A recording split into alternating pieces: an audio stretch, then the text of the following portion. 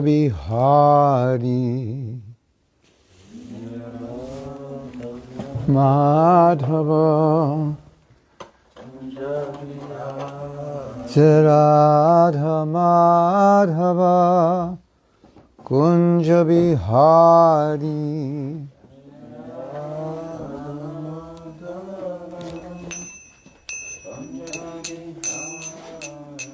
Gopijana Vallabha Girivaradhari Vallabha Girivaradhari Jashodha Nandana Brajajana Ranjana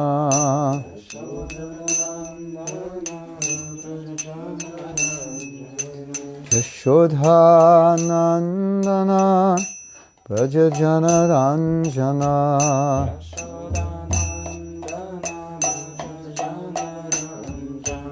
Yamuna Tiravana Chari Yamuna Tira Yamuna Tira Vanachari Tira Jaya Radha Madhava Kunja Bihari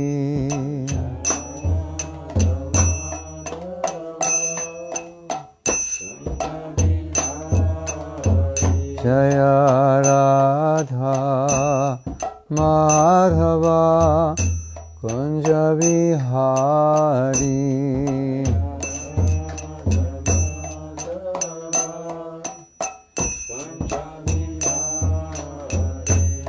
Gopi Jana Vallabha Girivaradhari Jana Vallabha Gopi Jana Vallabha Girivaradhari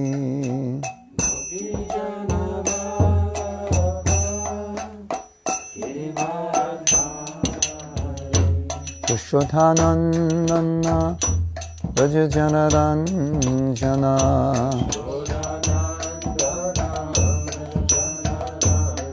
Jashodhanandana Brajajana Ranjana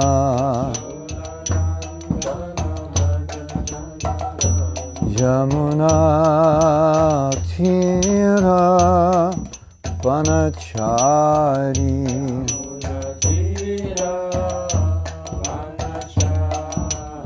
Yamuna Tira Vanachari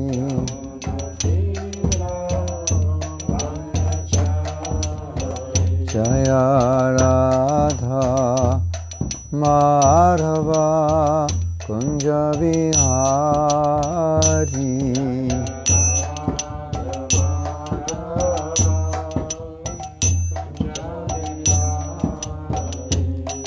Jaya Radha Madhava Kunja Bihari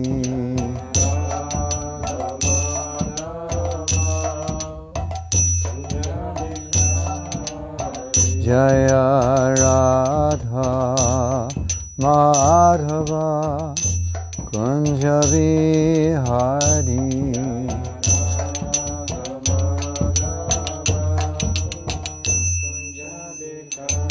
Shri Radha Madhava ki jai, Grantaraj Srimad Bhagavatam ki jai.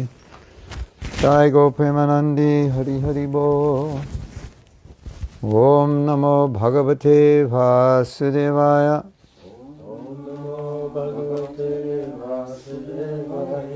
Om Namo Bhagavate Vasudevaya. Bhagavate Vasudevaya. Om Namo Bhagavate Vasudevaya. Namo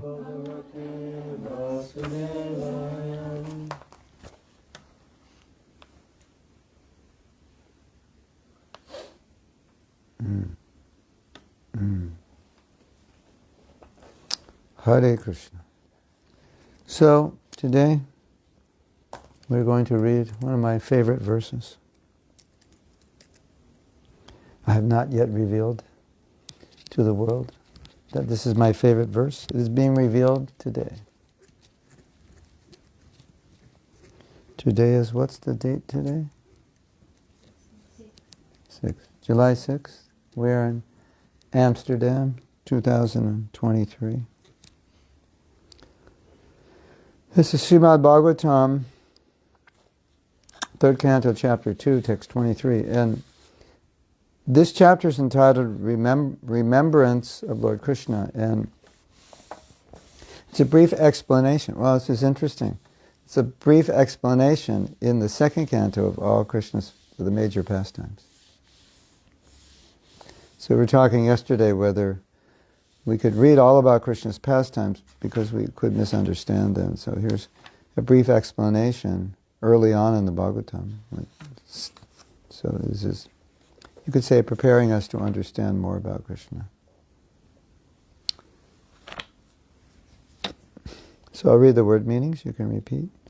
Aho Bhakti Yam Stana Kala Kutan Jigam Shaya Payayad Jigam Shaya Payayad Shaya Payayad Api Asadvi Lebhe Gatim Dhatri Uchitam Tataha Anyam Kam Va Dayulam Sharanam Brajema.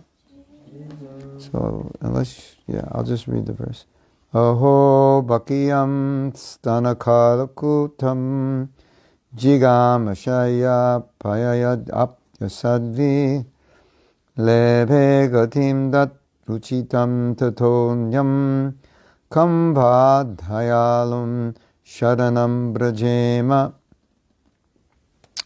You'll probably figure, after I read the translation, you'll probably figure out why it's my favorite verse, especially after giving the self-care course. This actually comes up in the self-care course in level 2, this verse.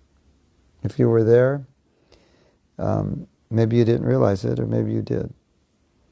Alas, how shall I take shelter of one more merciful than he who granted the position of a mother to a she-demon, Putana, although she was unfaithful, and she prepared deadly poison to be sucked from her breast.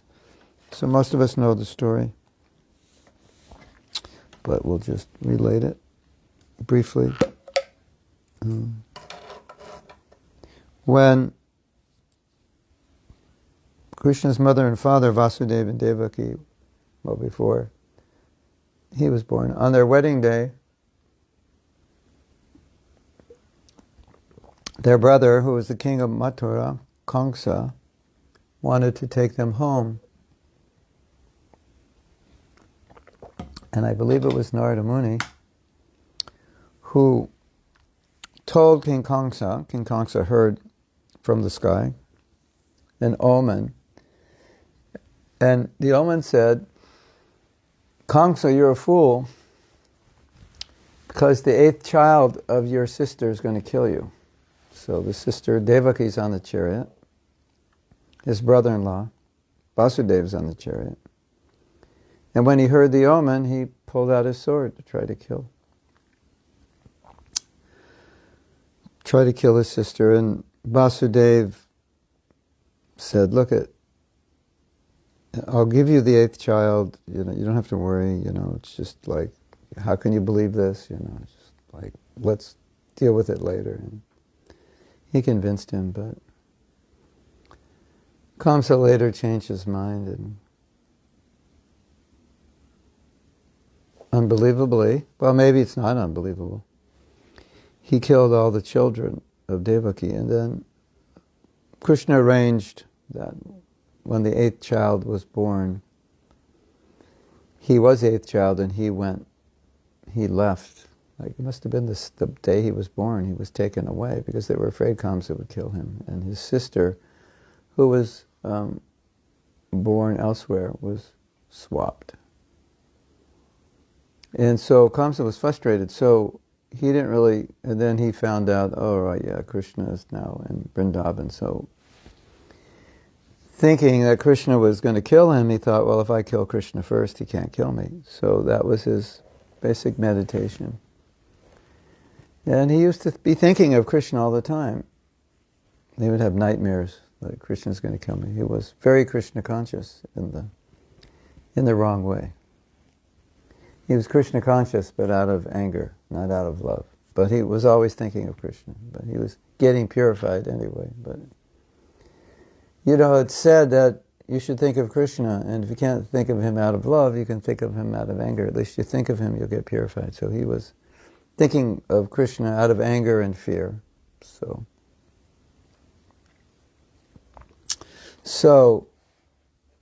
he was a king, and he could basically order people to do whatever he wanted them to do.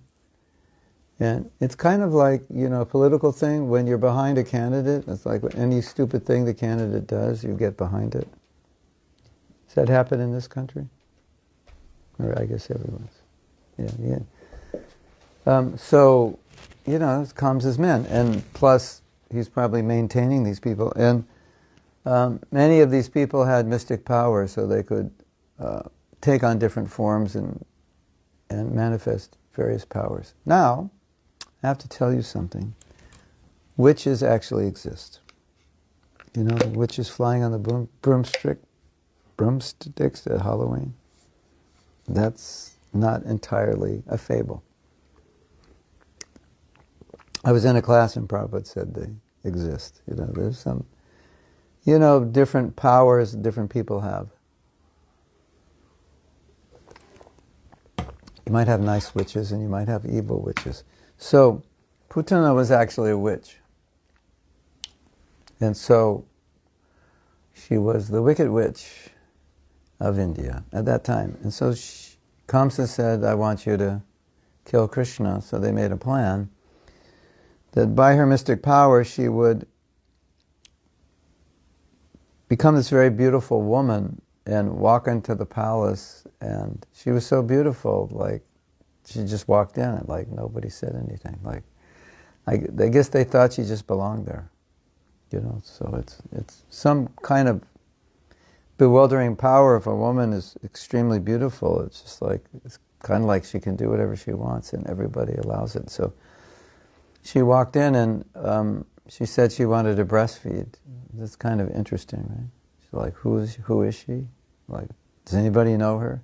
But somehow or other, maybe she bewildered them, maybe she had that power, somehow or other, she could breastfeed them, Krishna. And so the plan was, she would put deadly poison on her breast, Krishna would suck her breast, and then Krishna would die. And Kamsa would not then be killed by Krishna because Krishna was dead. Of course, he thought he could kill Krishna, so.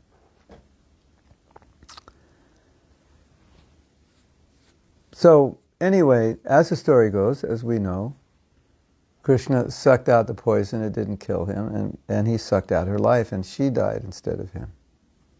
So there was this beautiful woman that he killed, and then she assumed her original form after she died, the witch-like form, very huge witch-like form. And so, looking at, and then, okay, there is a backstory to this, but let's do the forward story. It is said that Krishna only sees the good in someone, he doesn't see the bad. And we tend to see only the bad in ourselves and not the good. He sees only the good and not the bad. So if I say Krishna loves you, you might say, I don't see why I have so many bad qualities, because we're so aware of our bad qualities. And Krishna doesn't even see those. That's why you get this, in marriage relationships, it's like the woman thinks one way and the man thinks one way, and there's like Mars and Venus, and so it's kind of like a Mars and Venus thing. We think, why would Krishna love me? Because look at all my faults, and he doesn't see those faults. Isn't that interesting? He might be the only person in the universe that doesn't see our faults. So we're obviously aware of our faults. We're obviously aware of all our thoughts. So it is said, not only Krishna, but it said every great person only sees the good in others. That's what they see. And I don't think that's difficult to understand because many people only see the bad in others. So one could then kind of understand that as you go up in consciousness, you would see less the bad and more the good. And as you go high enough in consciousness, you start seeing, oh, everybody's better than me. That's inconceivable for us to think, how could you see everyone better? But anyway, just put that in your brain and let it digest, and maybe someday you'll understand it. But as they go up, they respect people more and more. So they appreciate everyone. And as they go up, as I read yesterday, did I read that? Or did I read it in class last night. I'll read it again. So hold on, don't go anywhere.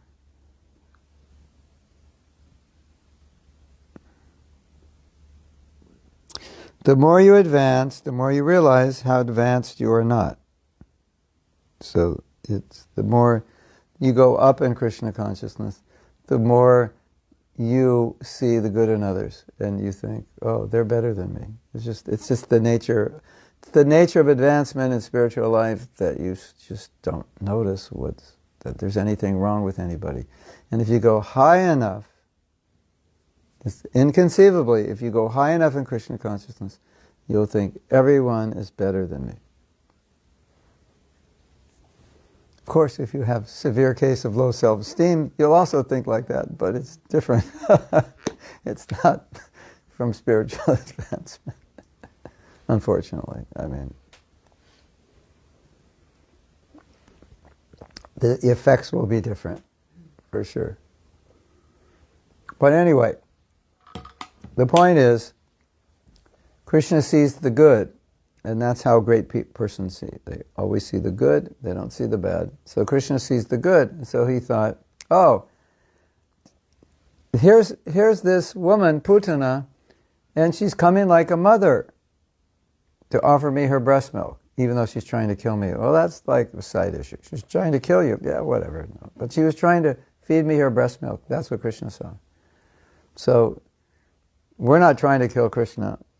And so if he can overlook somebody trying to kill him, he can certainly overlook whatever fault we have, I would imagine. What do you think?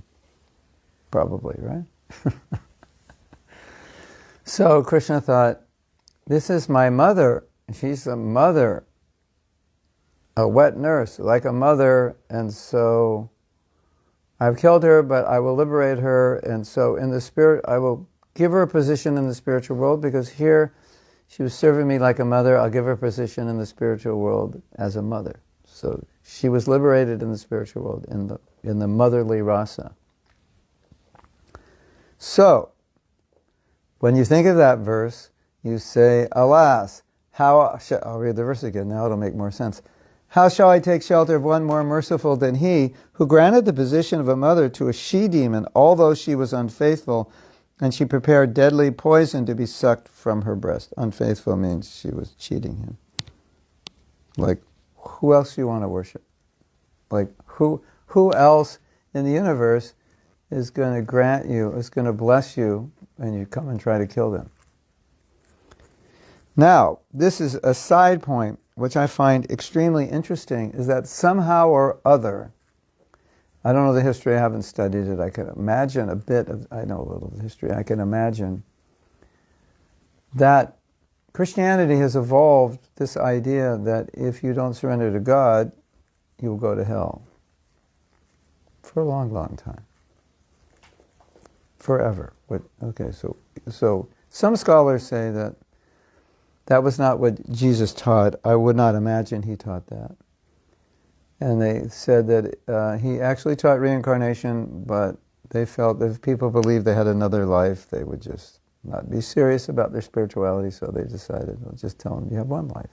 It's heaven or hell. So that should be an impetus. It doesn't seem to work anymore. It's Kali Yuga. But that was the idea. But anyway, look at this idea.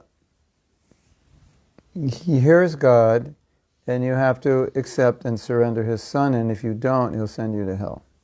That's a concept of God, which is not really good branding, I don't think. What do you think? Is there any wonder people are like, well, I'm spiritual, but I'm not religious? Like, it's obvious. You know, I mean, that's one of other, there are many, aside from wars and, what do you call that? I forgot.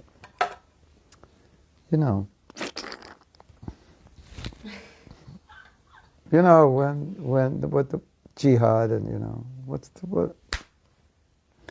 word? When they go in and take over a country. Conquer. No, when Islam comes in and takes over. Yeah, but there's a word. Anyway, we're all sleepy. Religious wars don't help the branding either. So, here, I believe it must be maybe Sukadeva Goswami speaking. I'm not sure. Let's just say it's Sukadeva Goswami. And who is going to bless you with eternal life in the spiritual world when you try to come and kill them? And so therefore the conclusion is,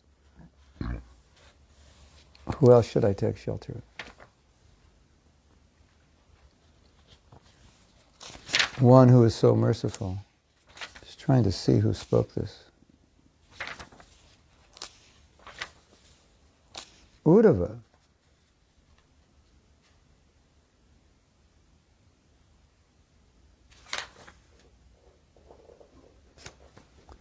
Uddhava? Uddhava. Or Vidura. Anyway. We don't actually know. Looks like Uddhava, believe it or not.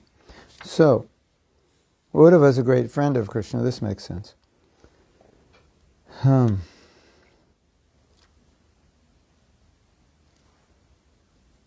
Yeah.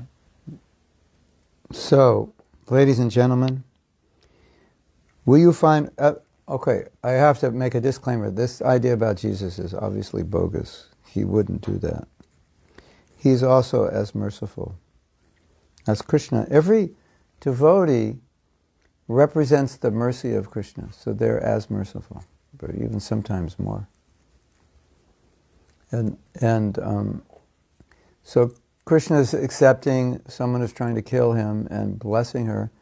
And when Prabhupada came to America, he accepted and loved everyone who came to him, although there really wasn't any reason other than Krishna loves everybody, and so he just represents that love. He does. That's what a devotee does. It's like you don't have a right to not love everybody, because you represent. If you represent Krishna, that's what you do, because that's what he does, right? Even if you don't love him, you love him. So, yes, we'll read the purport. Now you know why it's my favorite verse. You can understand it. I hope it becomes your favorite verse. It's really beautiful. Or one of your favorites. Here is an example of this extreme mercy of the Lord, even to his enemy. It is said that a noble man accepts the good qualities of a person of doubtful character, just as one accepts nectar from a stalk of poison. In his babyhood, he was administered deadly poison by Putana, a she-demon who tried to kill the wonderful baby. And because she was a demon, it was impossible for her to know that the Supreme Lord, even though playing the part of a baby, was no less than the same Supreme Personality of Godhead. His value as the Supreme Lord did not diminish upon becoming a baby to please his devotee Jashoda. The Lord may assume the form of a baby or a shape other than that of a human being.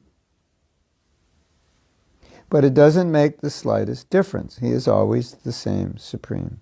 A living creature, however, powerful he may become, by dint of severe penance, can never become equal to the Supreme Lord. Lord Krishna accepted the motherhood of Putana because she pretended to be an affectionate mother, allowing Krishna to suck her breast. The Lord accepts the least qualifications of the living entity and awards him the highest reward. This is the standard of his character. Therefore, who but the Lord can be the ultimate shelter? I'll read that again, because it's so beautiful. Lord Krishna accepted the motherhood of Putana because she pretended to be an affectionate mother, allowing Krishna to suck her breast. The Lord accepts the least qualification of the living entity and awards him the highest reward. That is the standard of his character. Therefore, who but the Lord can be the ultimate shelter? So what that means is any act of devotion, whatever little devotion we have, any act becomes our qualification, because Prabhupada's saying here, Krishna accepts the least qualification. So it's like, whatever you can muster up, Krishna says, okay, I'll take it. Because it doesn't matter to him, you give him a gold watch or a tulsi leaf or a banana, it's the devotion that matters. So whatever bhakti you have, you offer and say, Krishna, please, will you accept this? I brought it for you. He says, okay. He doesn't say, no, that banana's too ripe, rejected. That's only 10 karat gold, rejected. No. I mean, we think like that.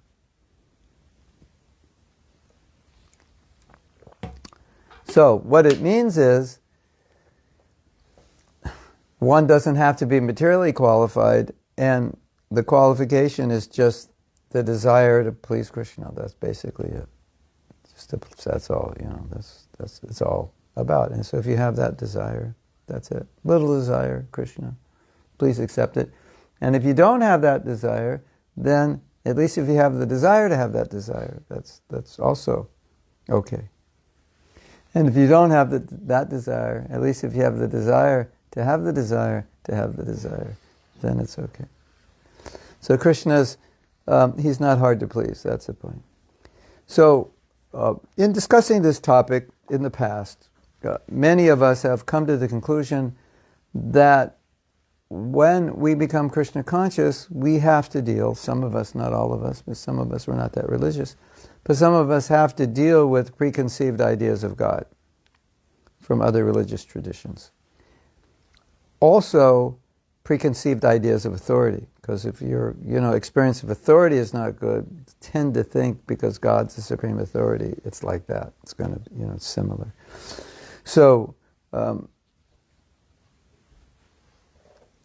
I was discussing when I was in London with some devotees something that we've all read in the Bhagavad Gita, and I read it the first time in October of 1969, and I didn't understand it the way I understand it now. And it's something that fascinates me now in retrospect, in seeing how material experiences inform our relationship with Krishna in a good or bad way. So Srila Prabhupada said in one purport, he said that some people become impersonal. They don't want a personal relationship with God, and they want to say God has no form, shape, or anything, because they've had bad experiences with people. You ever had a bad experience with a person? Let me guess. Probably, right? Yeah. So if the experience is really bad, sometimes what it does is it's just like we don't want to get too close because we were burnt and we don't want to be burnt again. So, most people have that experience at one time or another. If you come out of a very bad relationship, you usually say when you come out of it, you say, I'm never going to have another relationship again. That's normally the standard mantra. Of course, that changes later because we need relationship. But, so that's common. You get so burnt out. And so, isn't that interesting that Prabhupada said that could completely alter one's relationship with God in spite of what anything it says in Scripture or whatever.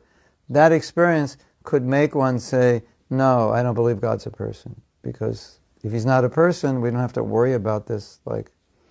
If he's not a person, I can make him any way I want him to be, and I could stay any distance I want because there's no real interaction, so we can just create him like the Wizard of Oz or whatever we want, and that's what he is, and I don't have to interact. And it was all because of something that happened here. Isn't that interesting? One wouldn't think but that's a philosophy, God's personal or impersonal. That's a theology. How could a theology be affected or informed by an experience in this world? And Prabhupada's saying, yeah, it is. Keep that in mind. That's one way. So experiences of this world with relationships or with authorities or with parents can also inform our relationship with God, because in a study that I read, they said that it's quite common, I don't know if it's 100% true, but it's quite common that the relationship a child has with their parents is how they will see God, whether it's a very loving or very strict or whatever it was, they'll tend to see God that way. So the relationship in this world can affect our relationship there. Interesting, right? And then, as I said, just understanding our own faults, we'll think, well, why would God, really care about me? Because I'm not really qualified. And here, Prabhupada says makes this beautiful statement that he accepts the least qualification. Whatever, here. This is all I can offer. Okay, that's good. I'll take it. A little bhakti. So, the conclusion is, who else should we take shelter of? If that's how Krishna deals with us, who else should we take shelter of? So, as devotees, we want to navigate through these material problems in a way that they don't affect us spiritually. So, in the japa retreat we had last weekend, we did an exercise where we read things that Prabhupada said about how Krishna loves us, and after we did it, we asked devotees, well, what was your experience? And everyone had a very good experience to just understand Krishna's love, because to try to understand Krishna's love, we have to let him explain it, because if we try to explain it to him, it's not going to be the way, it's like we think, oh, this is God, this is how he loves us. That's our explanation. This is how you love me, right? Because, that's how we think. We think from ourselves out. And so we read everything that Prabhupada said about how Krishna loves us. So that's from Krishna to us, not from us speculating how he loves or doesn't. Does that make sense? So it's like, okay, I think he really doesn't love me because look at me. Who would love me? So, I say, no, we can't look at it that way. We have to look at it as Krishna explains it. So it was really nice because a lot of what we read, people hadn't heard before. How Krishna will love you, even if you don't love him, and he wants this exchange of relationship, and he's inviting us and all these things, and we're thinking, like, me? Why me? I never did anything. All I did was run away from him. No, you're his son, you're his daughter. So, it was really beautiful. Everybody got it, and I would tell devotees, before we did they were affirmations actually. Before we did it, I'd say, just, that door in your heart, open it. Might have been closed for a long time. Open it, let Krishna in. Allow Krishna to love you. Which for some people, that's like, no, I can't do it. I'm too whatever. And we keep the doors closed. Right? And Krishna's saying, I love you. No. Why me? Why me? Go to him. I don't deserve it. Or I don't want to be loved, or whatever. chop my head off. That's what I deserve. So he told everybody, open it up, open your heart. And then I asked, after we recited the affirmations, and everybody got to just think about it and feel it and process it, I asked people to share. And the sharing was really good until somebody said, my heart was closed. I couldn't open it. I'm like, really? Because everybody was like fainting and crying and rolling on the floor. And he was like, I didn't feel anything. My heart is closed. I said, do you know why? He said, I have no idea. So we talked. We talked later, and you know what happened? What we discovered? A bad relationship closed his heart. And therefore it was closed to Krishna also. Isn't that interesting? And then I remembered the purport. And Prabhupada said, a bad relationship can affect your relationship with God. And like 5 days before that, I spoke to a devotee who said, somehow or other, I've made my relationship with Krishna impersonal. And I said, why? She said, I don't know. Well, she had some reason. I said, that's not the reason. And I said, do you accept yourself? She said, no. I said, that's the reason. Because if you don't accept yourself, you close Krishna off. And you made him impersonal, then you don't have to deal with like Krishna saying, I love you. Because when you don't accept yourself and someone says, I love you, it makes you really uncomfortable, doesn't it? Like, don't say that. No. So Krishna's saying, I love you. No, don't say that. I feel uncomfortable. You know? So, but if he's impersonal, then it's just like a fuzz, whatever. Like I said, you make it any way you want it. It's just like, yeah, okay. So I don't have to go there because I feel awkward if Krishna says I love you because I don't even love myself, so I can't really deal with it.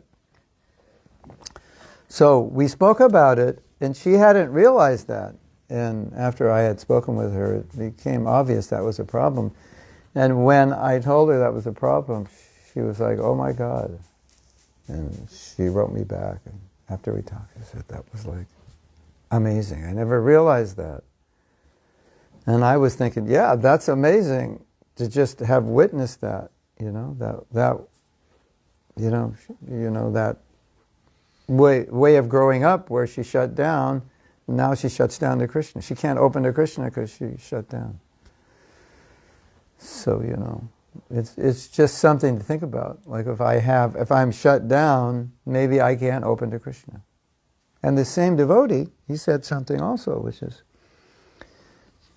significant. He said not only during that exercise, but during the whole japa retreat, he was shut down. He couldn't open his heart to the holy name at all. Wow. Hare Krishna. Because, when we chant, that's what's happening. Like we're supposed to be like Krishna. We're supposed to be open and open to and open for Krishna's name to come into our heart and our ears, our minds, and open our hearts to give back. That's Bhakti is all about. Opening the heart, purifying the heart, right? Giving our whatever Bhakti we have, giving it back to Krishna. So, we don't have much to give to Krishna, but here's a beautiful thought. In the Shastra it says you should give the most valuable thing you have to Krishna, like what you're most attached to, which is of course our mind, more even than our body. We're attached to our mind. So when you have a thought in your mind, like a God thought, like I'm going to do this and that like God and enjoy this and control that and be the center of the universe, those thoughts? And then when we have those thoughts, we're thinking, look at me, I'm such a rascal. I'm thinking like I'm God, and I've been thinking this way all my life, and then I became Krishna conscious, and I realized that this is going nowhere, and I'm still thinking this way. It's a really depressing thought, isn't it? It's like the next thought after that thought is like, what an idiot am I? Or whatever you call yourself in those moments. Now, here's the good side of that. Because Krishna says, give him what's most valuable. So when we have this thought about how I want to control the universe and be number one and whatever, enjoy this or that, that's probably the thing we're most attached to at that point. So if we can let that thought go, we've just given the most valuable thing we have to Krishna. Isn't that interesting? And Krishna's like, hey, that's good.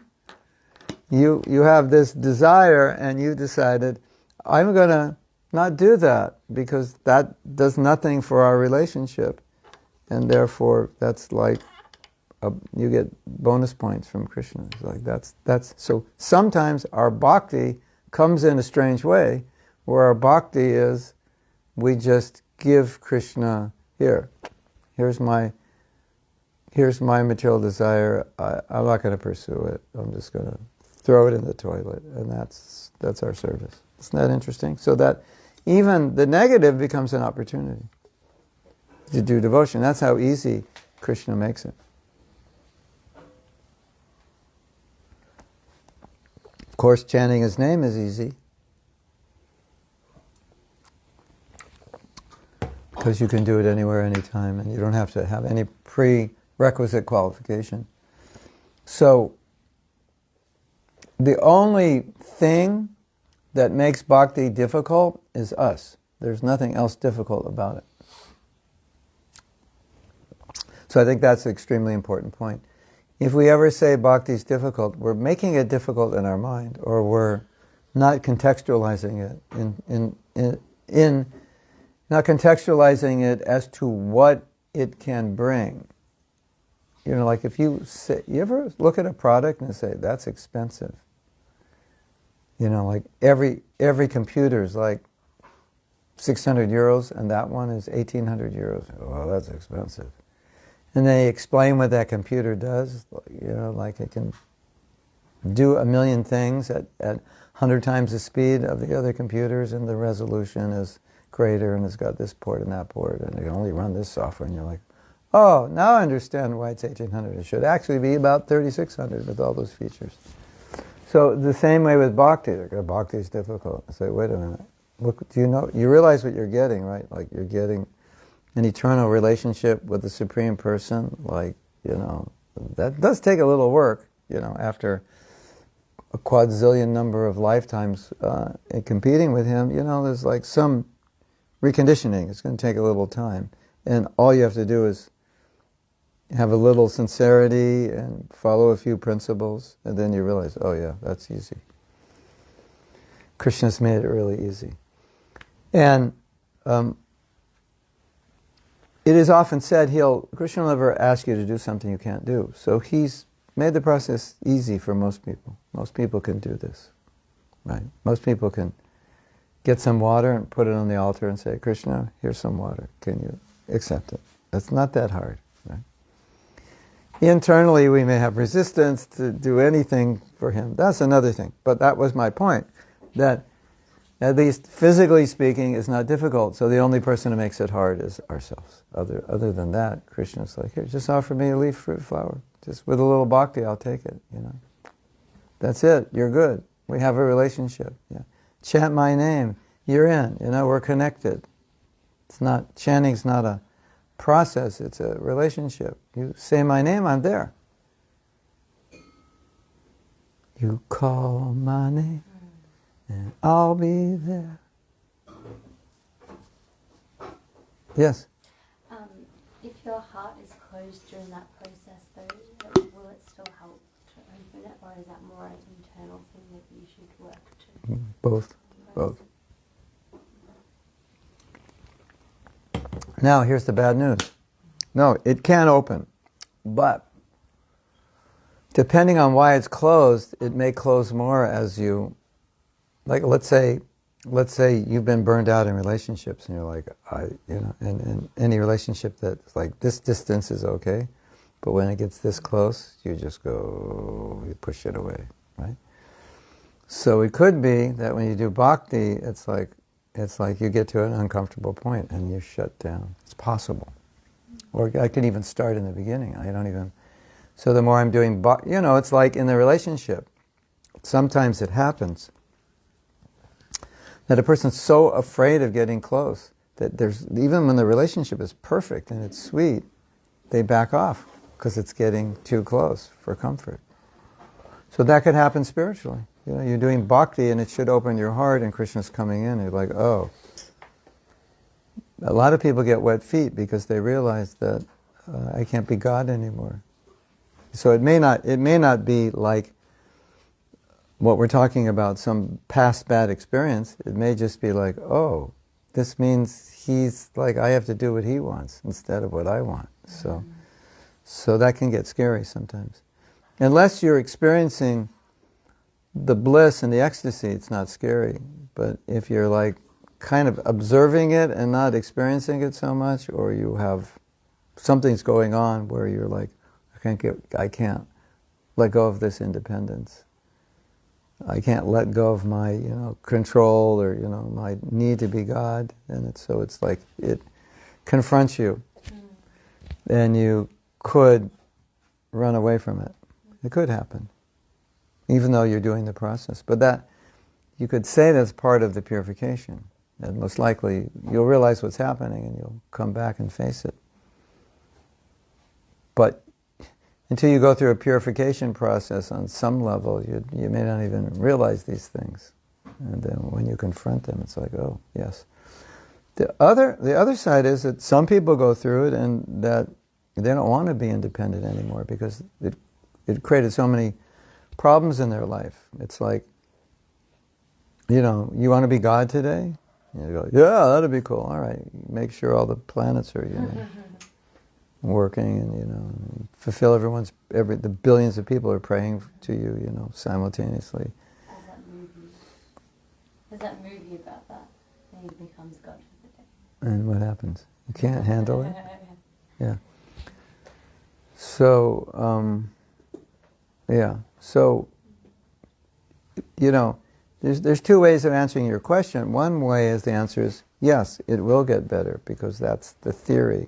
If everything is done right and we have the right attitude, then we will feel happy that we're not any longer trying to be independent because Krishna is doing everything and it's easier and we're happier and we don't have to try to be happy because we just please him and we're happy.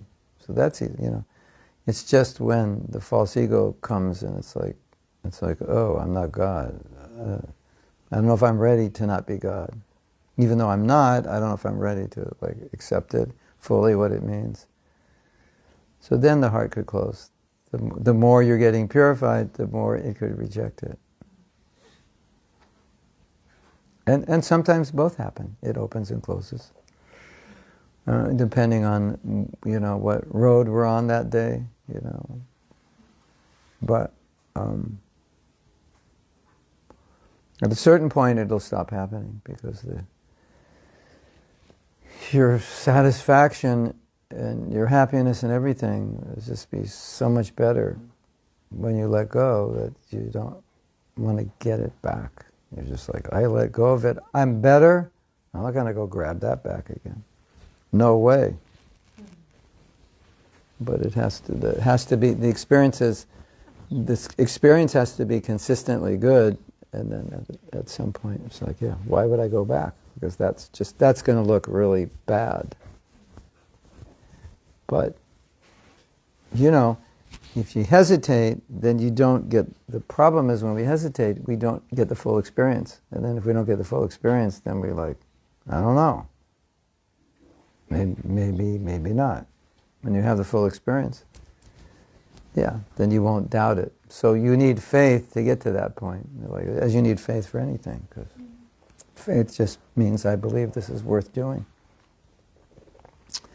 And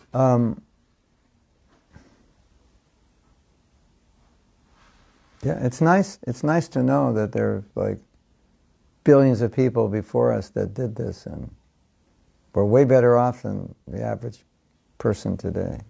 That is a faith builder. That it's not some new process that somebody, figured out and kind of got people to believe, and they all believe that it works. But it really doesn't. It's not like that.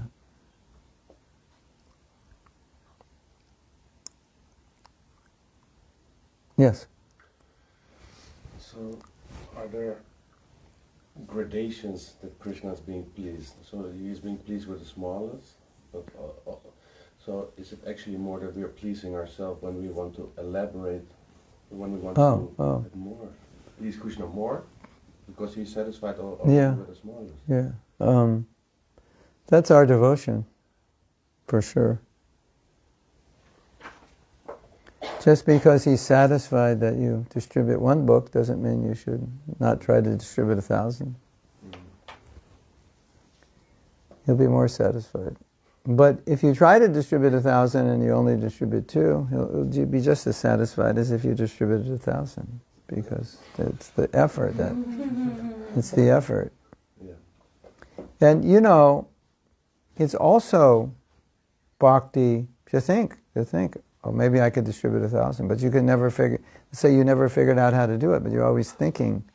That thinking is bhakti. So Krishna is like, yeah, my devotee's thinking how to spread my glories.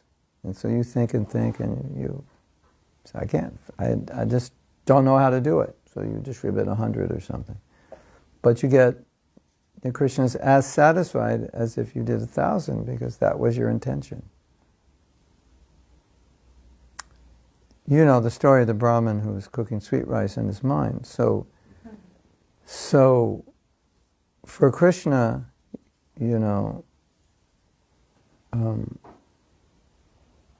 what you're thinking and what you're doing, from his perspective, it's the same. Because, like for us, so Amrita Vilasini says, Guru Maharaj, there's nothing for breakfast, but I was, all morning I was thinking about cooking for you. I'm like, okay. But for me, that doesn't work. I need to eat, right? But for Krishna, that thinking about cooking that's the whole thing. It's the devotion. That's what he wants. So whether you actually did it physically or did it in your mind, you had a kitchen in your mind, all the ingredients in your mind, for him it's the same thing. Because he's eating the bhakti. So it's the same bhakti, whether you manifested or you didn't. Isn't that beautiful? And the opposite is true. You cook this amazing feast with no bhakti, and Krishna's like, kicks it off the altar. I think Prabhupada once said that. I forget what it is. He said, if you do A, B, and C, Krishna will kick it off the altar. I don't know what the A, B, and C is, and I can't remember right now. But you would do something that, it's not pleasing to him. So kick it off the altar means he's not going to eat it. So, you offer nothing, but it's in your mind, and he eats it, and you offer something, and you do something to displease him, and not show bhakti, and he doesn't eat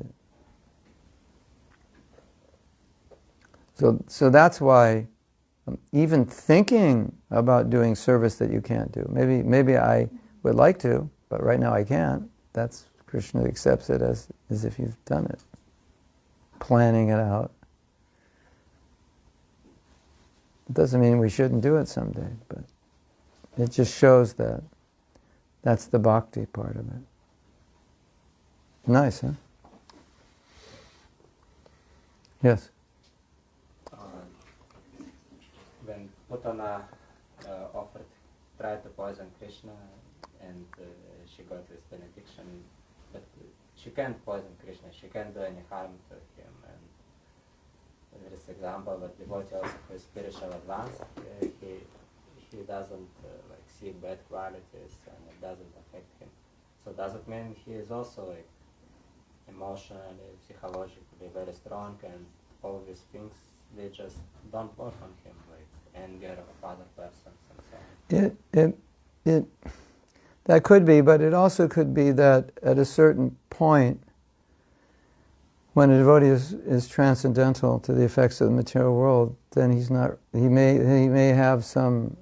may not be perfect physically, mentally, but it's not affected by it so much, or at all. Because a lot of our mental problem is not the problem, but how we're affected by the problem. Like you go through an experience and you just are devastated by it, and someone else goes through the experience, and they're not. It's the same experience. So, and you may, both of you potentially could have the same problem, but, if you're transcendental,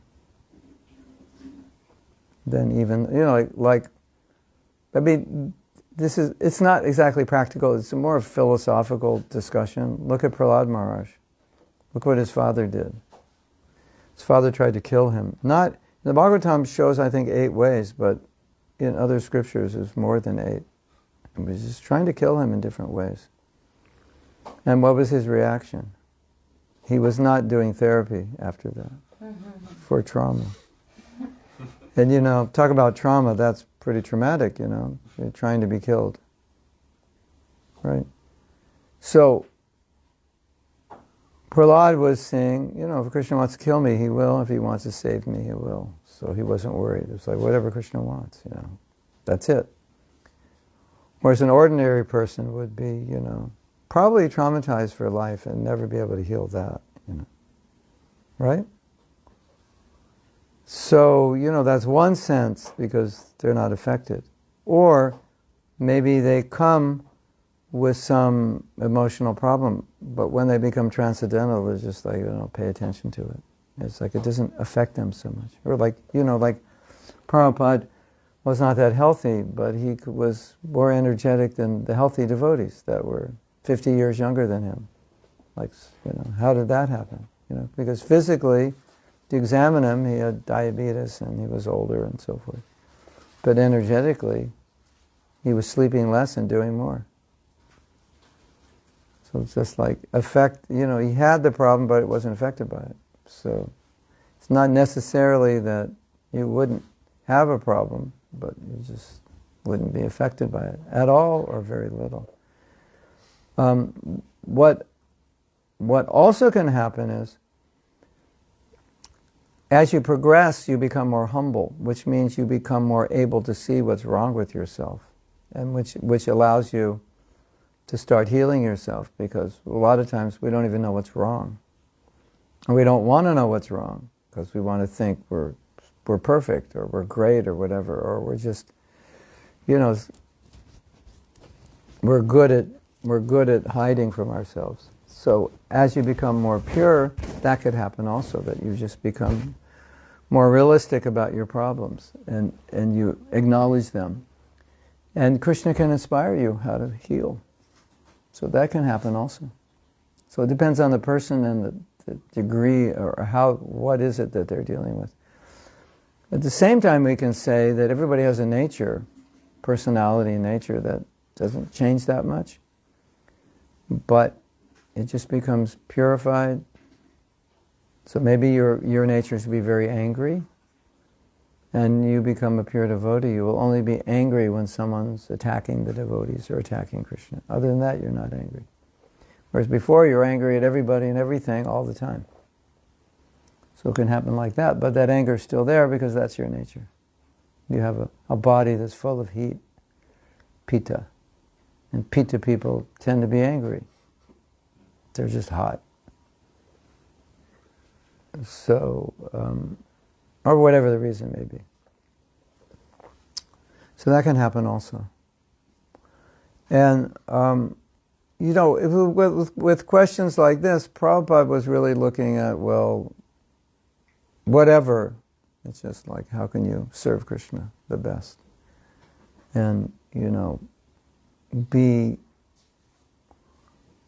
be in a place where you don't offend devotees. And I would add to that, don't offend yourself either, because we also offend ourselves. I'm so stupid. I'm such an idiot. I can't do anything right.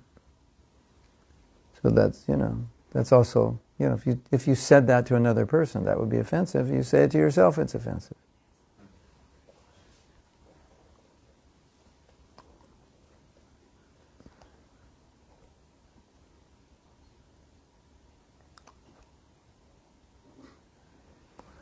Then you have this other situation, that if I say to you that you become Krishna conscious, whatever anger issue you have will subside. You'll say, well, okay, that's good. So you just focus on being Krishna conscious. And you don't worry about your anger issue because you know it's going to go away. But in interim, you're screaming and yelling at everybody. And so obviously, how are you going to be Krishna conscious if you're not controlling your anger? So therefore, you find in the Gita where Krishna says, control your anger, control your senses. So it's like, you can't think, I'll just do bhakti and it's going to solve my problem, because part of doing bhakti is to control that anger in the first place. Some devotees don't understand that, but if you study the Gita, you'll see Krishna's telling us, do this, be tolerant. Well, when I become pure, I'll be tolerant. Okay, but what do you do until you become pure? And how will you become pure if you're not tolerant now? So one is a tolerance of practice, the other one is a tolerance as a byproduct of advancement. But you won't get the tolerance as a byproduct of advancement if you don't practice the tolerance before you have it. So then we see the practice of tolerance as part of bhakti, as a sadhana. And I would extend that to say that if I have some internal issue which I can't solve, I need to work on it. So tolerance can be an example. If I'm an intolerant person, why am I intolerant? There could be many reasons, but I need to practice tolerance. I need to find out. And if the reason is rooted in some psychological ill, and I just have no tolerance because, I don't know, my father was intolerant or whatever, then I would need to work through that. If it's not getting any better, just within the basic practices of bhakti, I would need to get to the root of it. Maybe it's a psychological problem. And then I would say that that's part of bhakti because you healed that anartha. So we can say it's within a broader aspect of do what's going to be beneficial for your service. So sometimes there's things that are hiding within us. We don't even know we're there. We don't know how to heal, and we'll need some help outside of bhakti sometimes. It's not a disaster, because if you're trying to heal it so you can better serve Krishna, then it's like within, technically speaking, it's within bhakti. Now, if you go for some method that is outside of traditional bhakti, and you don't have to, and you could heal it within bhakti, that would be a problem. Because, then it's kind of like a compromise, like you can do it within. So, I don't see it as a problem at all. Like in my forgiveness course, I just came up with certain exercises and methods to help people let go. Because once they let go, their Krishna consciousness is better. And if they can't figure out how to let it go just by chanting Hare Krishna, then I'll help you with a few other things to, untighten that bolt of resentment that you've got, like rusted on. The nut of resentment is like rusted on. So I'm spraying it. I'm doing exercises to help you spray it so it starts to loosen. If you're chanting and your sadhana is not loosening it because it's so deep, or you just don't understand how, or you don't even want to, then if you come to my seminar and I give you tools and help you want to, and you let it go, then so be it. And I could say, well, you should have let it go because, devotees are tolerant and forgiving, and you should have just understood it's your karma and it's Krishna's mercy and you deserve it, etc. But you didn't. So it took me 15 hours to get you to understand it was Krishna's mercy and you deserve it. And we had to go through, like 30 exercises for you to realize that. But the end of the workshop, you're like, yeah, this was good. I grew. Through forgiving, I grew. It was good. I'm actually happy this person did that. But somehow you didn't realize that before, even though it's in our books. So you had to go through a process. All right, so why not? Whatever. We're slow learners, So I don't see that as a problem. And if someone sees that as a problem, I don't know why they would. Unless you can do it directly. Yeah, maybe go to Vrindavan for 6 months. Yeah, you'll forgive every living entity 1,000 times over. Maybe, yeah. If that works, why waste time on my seminar? Just go to Vrindavan. That's better, for sure.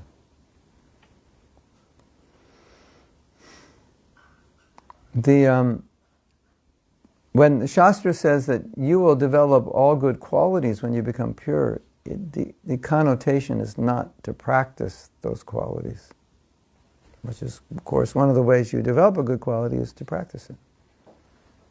Right?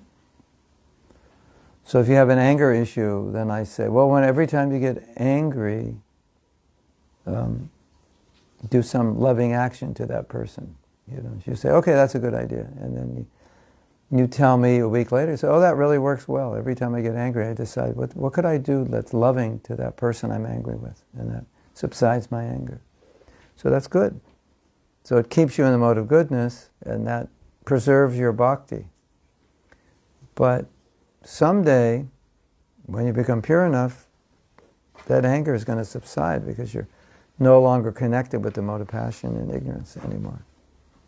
But while you're connected with it, at least we give you an exercise to get you out of passion and ignorance into goodness every time it comes up. So that's good for you. It's good for your bhakti. It's good for all the people around you. So, the practice of sense control and forgiveness and tolerance and patience and enthusiasm, it's all there in our books. Practice it. And it's obvious that you practice something because you don't have it. If you have it, you don't have to practice it. So, sadhana and sadhya, you have sadhana, the practice, so you have the realization. Then when you have the realization, you don't ask these questions anymore because you have the experience. You don't say, by practicing bhakti will I overcome my anger? You know the answer because you have overcome it. But you would also realize the practice of bhakti meant I was practicing controlling my anger. But now I don't have to practice controlling it. It's just, I don't have it. I'm not in the mode of passion, so I don't have it. Now this brings up another point, which is extremely important, which is, it's a narrow understanding of that verse. It's like a half understanding. I understand the half that says, okay, when I become pure, I'll have all good qualities, but I don't understand that makes me think I can throw away all the practices that I should be doing because, I don't need to because I'll just develop all good qualities. So that's a problem because often we don't understand verses completely. We understand them like half. And then we misapply. Have you ever done that before? Have like a half understanding? Like a black and white, it's not 360, it's like 180. That's really, sometimes you can't avoid it because you don't know any better.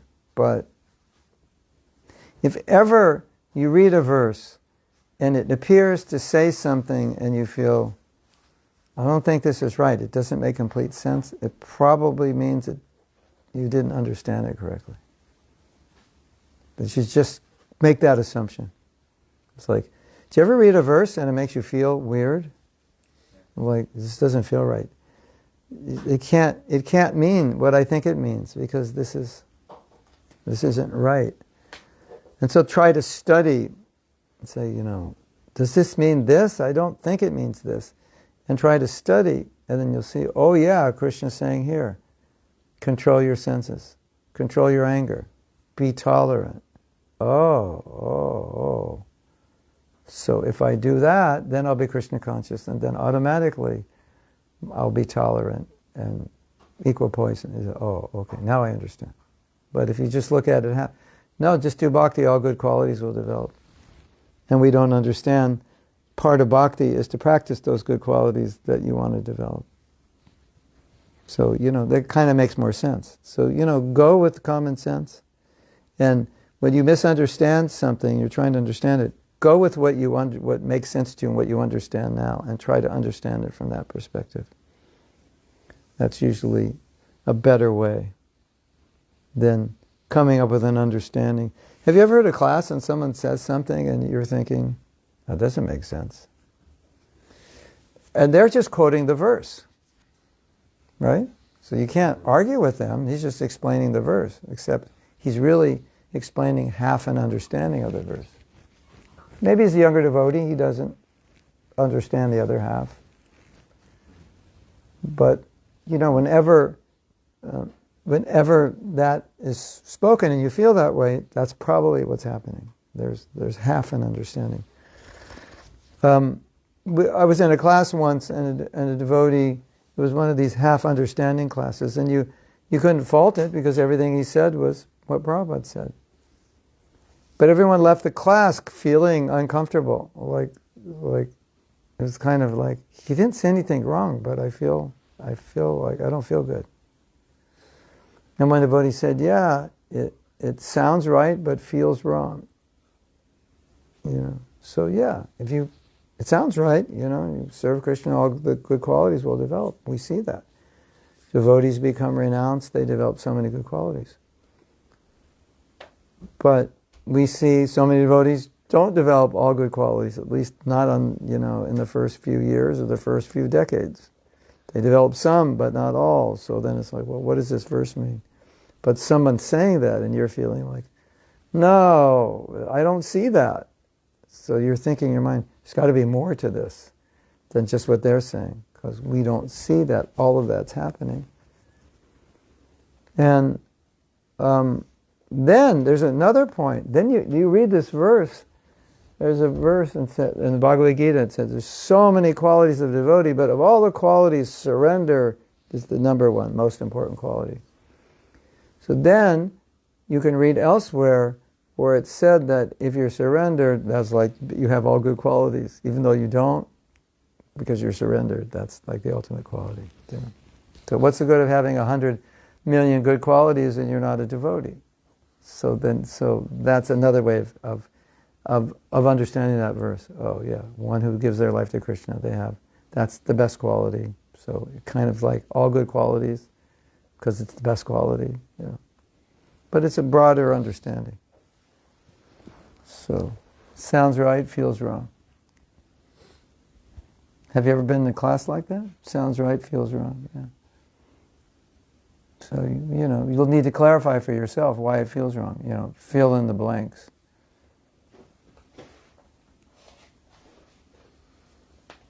Sometimes,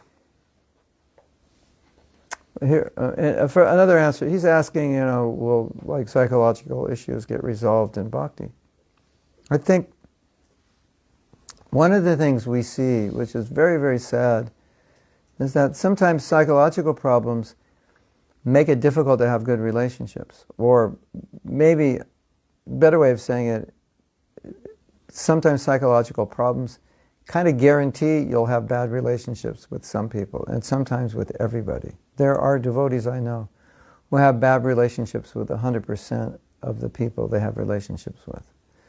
And so that's very bad for them physically, emotionally, and spiritually, especially spiritually, because they're offending and criticizing all the time.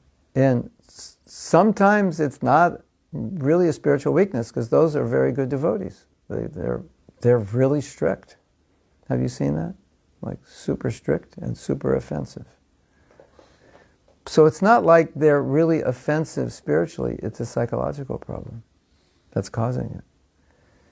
And so if they solve that problem, that could solve the offenses that they're making. Because it's not really coming from they're not really weak spiritually.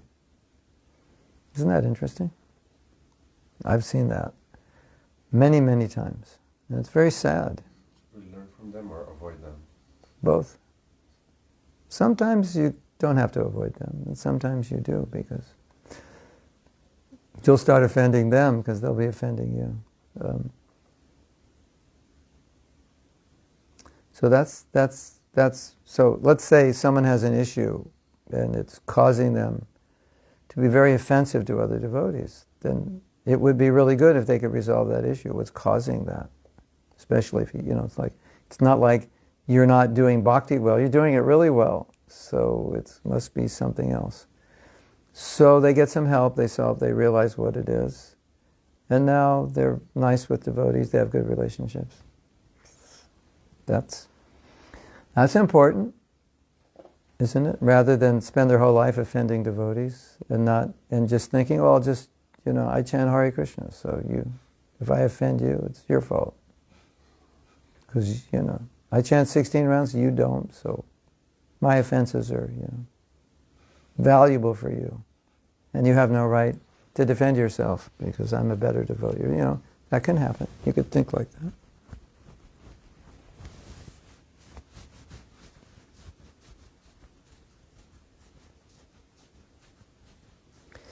Now, there's another thing, somebody was asking me. Yeah, last night I was going through my WhatsApp, and it's what he was asking. He said, did Prabhupada ever talk about all this psychological stuff? And I said, no, not really.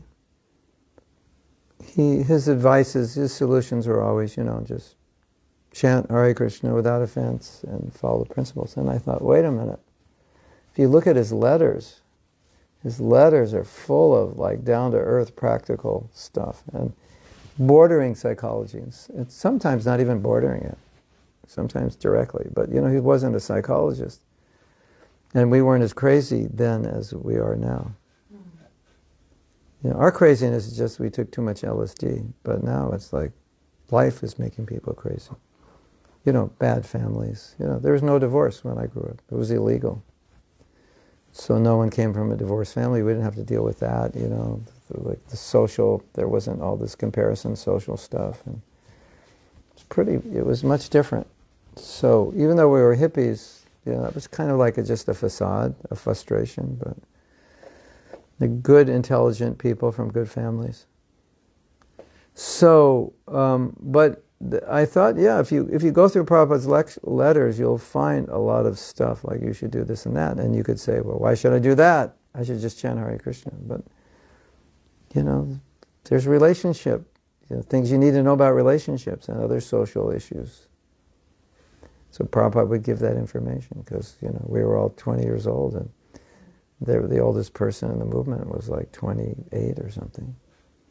So, we didn't know a lot of things. So you'd have to, just lay it out. So the answer to your question was kind of a qualified yes, he did. He did advise. He gave lots of marriage advice. So, well, we could look at it this way and say, well,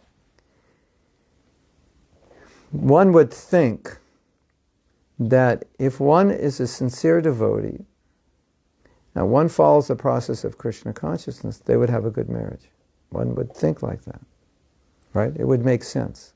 Because you'd be a nice person, and you would be kind, considerate, compassionate, etc. But we find that some people are just kind, considerate, and compassionate, but they're lousy partners. It's just, it's like they are. And that's just the way God made them.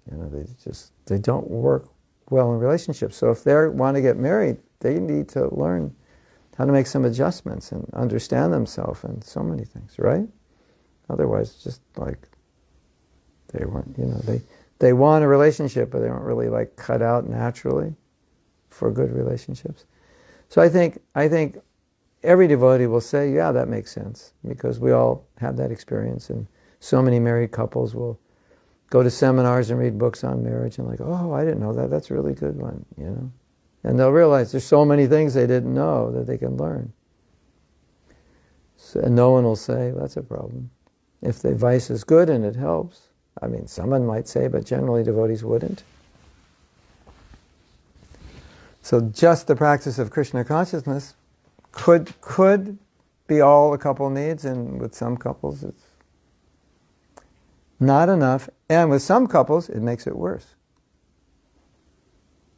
Because they misunderstand Krishna consciousness. And, the husband becomes like a tyrant. I'm the husband. Right here it says in the Bhagavatam. You kiss my feet and do whatever I say. Otherwise, I'll send you to the lions. So you could think like that also, right?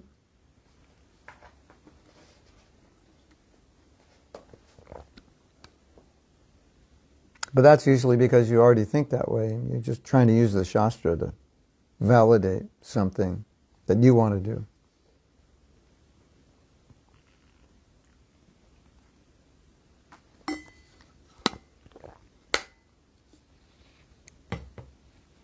Is that okay? Yeah, I love to think about it. Yeah. The more you think about it, the more it makes sense. Here's another context. Like, our goal is to develop love for Krishna. Our goal is to develop an intimate relation with Krishna. Our goal is to go back to Godhead, and our goal is to help as many people as we can go back to Godhead, right? So, anything you do to further that goal, which is not sinful, which is not against the principles of bhakti, there's no question. Just do it. If it's, I got this anger issue, and I put my head in an ice bucket, I've done everything, and it's not going away. All right, well, maybe it's a deeper issue, maybe there's some trauma in your life, and you'll need help. So then do it, because it's a problem. It's harming your relationship with Krishna. It's harming your relationship with devotees. And our goal is to be Krishna conscious. So if it's getting in the way, solve it somehow or other. I don't think that's like a revolutionary, I don't really see that as a controversial statement. I just see that as a common sense statement. Whatever you need to do, do it. It's only controversial if you do something that's against bhakti, or you could have resolved it within bhakti.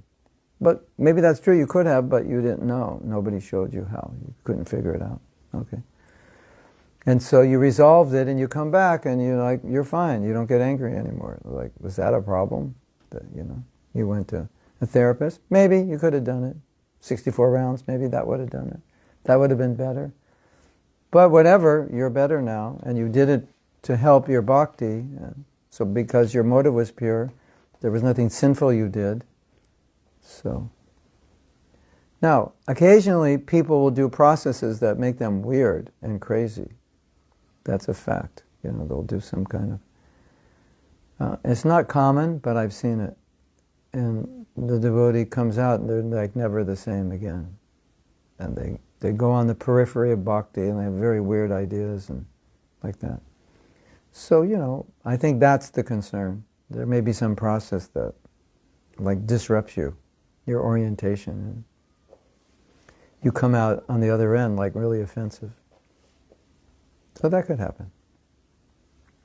But in general therapy, it wouldn't. And there are devotee therapists also. So.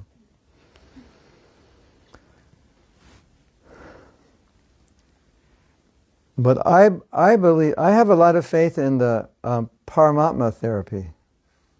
That, like really praying to Paramatma, praying for insight, because he can give us so much insight how to improve ourselves.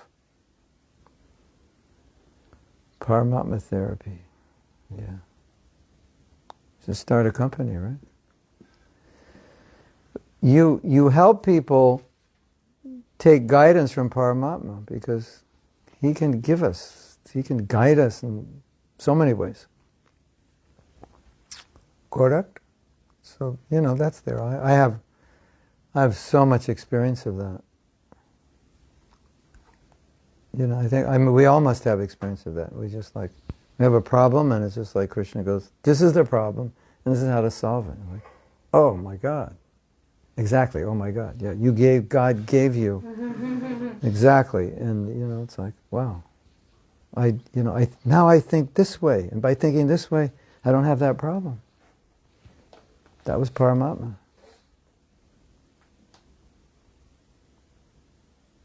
So I'm not saying, I just go to therapy. What do you do about Paramatma therapy? Nah, I don't need it anymore. I go to therapy. No. We always need Paramatma. So that's there also. What I find is a challenge with Paramatma therapy is just being willing to listen. Because, sometimes he tells us something we don't want to hear. I don't want to go there. So we okay, I didn't hear that. I didn't hear anything. We did. We just no, I didn't. We don't want to go there. Right? Huge resistance. So that's a problem. And so sometimes in therapy, they can help you understand why you're resisting and open it up in the safe space, and you finally do it. Whereas maybe on your own, you just shut it down. Krishna's saying this. No. Krishna says, go this way. You go the other way. You just can't face it. So in that case, you would probably need to go get some help to face it. Right?